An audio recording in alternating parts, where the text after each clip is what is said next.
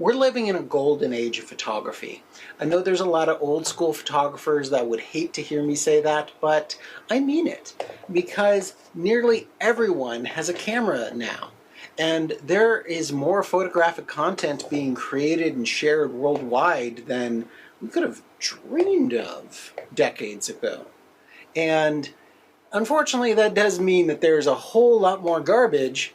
That means that whole new things are being seen by photography that has never been done before, and that's exciting. But if you are looking at a photo and you want to decide whether or not it's a photo that you particularly like, you think is worthwhile for sharing, here's a few tips that I've come up with to help you really analyze what is a good photo, whether it be for professional use or personal use. Thank you for watching.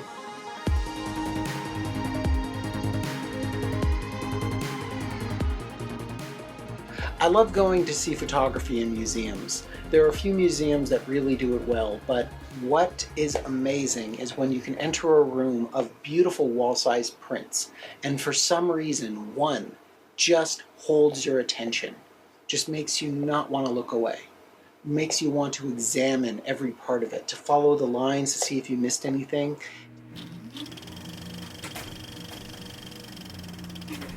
To me, that's one of the best marks of a great photo. Does it make you really want to investigate it? Does it make you want to look at it in different angles? Does it make you want to see it from far, from close? Does it make you want to get out a magnifying glass? Anything that just holds your attention, that would be a great photo.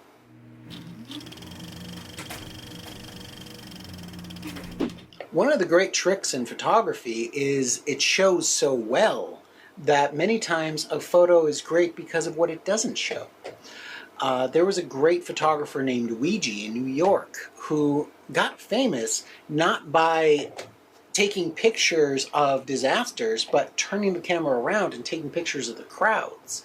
So you would see interested kids all lined up. You don't know what they're so excited to see, but your imagination fills it in. You see people devastated while firelight is on them, and your imagination fills it in. They're looking at their home burning.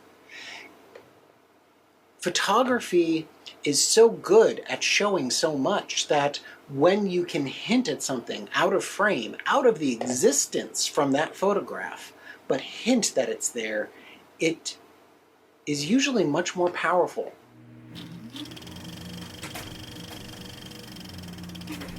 One of my favorite ways to judge a photo is how well they achieve one of two aspects. This is my own thought of it, but photos either go in the direction of chaos or focus.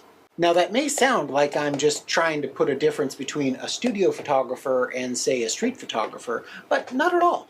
Because a street photographer could easily find a still life or a very patient subject that they could get a very focused image of. And a studio photographer can quite easily create wild setups of things exploding or throwing around, hitting each other, glass breaking, that is itself chaos.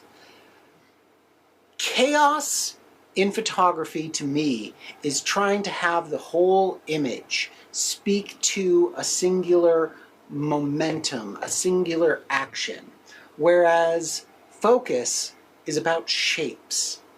It's very rudimentary the way I'm describing this, but especially when you look at professional photography, it usually goes one of those two directions. Both are equally valid, but each challenging in their own way. Look at some photos and see if you see what I mean.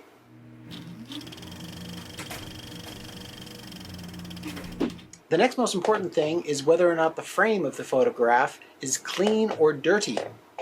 Now, for those of you who don't know what that means, a dirty frame, it has nothing to do with filth or anything built up on the actual photograph, but let's say someone's arm is out of the frame, and both their arms, so that it looks like they're mostly cut off. That's a bit of a dirty frame, where if everything that you want to be in frame, is perfectly in frame without any debris or any other objects around them that interferes with the edge of the frame or even touches it.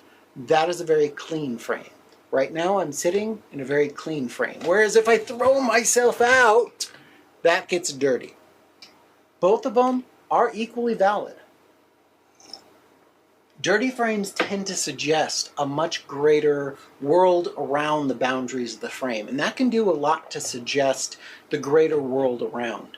But a clean frame, rather than suggesting a busy world, can suggest a very still world, a very quiet world. And that creates a very different effect. So next time you're looking at a photo, be it a portrait or a landscape, see whether or not there's a lot of objects that kind of jut into frame or half seen, or if everything that's important is perfectly framed and there's nothing at the edges worth noticing. It's really neat to see how photographers play with that.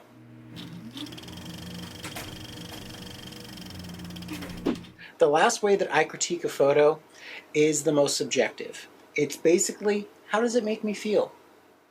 While you're staring at a particular photograph, one that's holding your attention, one that makes you really look at all the different elements of the frame and really wonder why they're all together, why the photographer picked that just one moment, how does it make you feel? Does it make you feel frustrated? Does it make you feel enlivened? Does it make you feel a little sad? Really look and take a moment to examine how you feel inside while looking at that photo. If it really moves you, then if it doesn't move anyone else in the world, that may be for you a great photo. And that's all that you really need. Fun, isn't it? Thank you for watching. I'm Michael Bruner of Brogan Video. Remember, at its best, video is a tool for genuine communication between people, as it should be. So, get out there and share your heart.